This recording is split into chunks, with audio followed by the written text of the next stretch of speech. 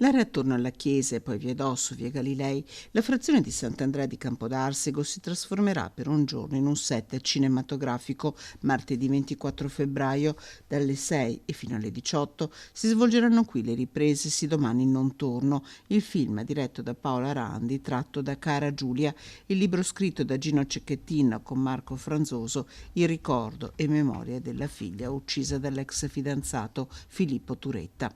Giulia è la figlia ideale, studia, disegna, sogna di vivere in una brughiera, colleziona scatole, regala sorrisi dolcissimi. Poi una sera scompare, inghiottita da una morte assurda, un femminicidio.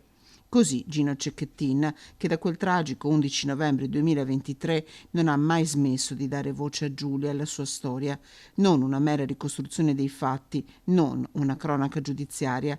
La regista pensa a un'opera che faccia memoria per continuare a ripetere la domanda che Giulia, con il suo sorriso, continua a farci. Perché?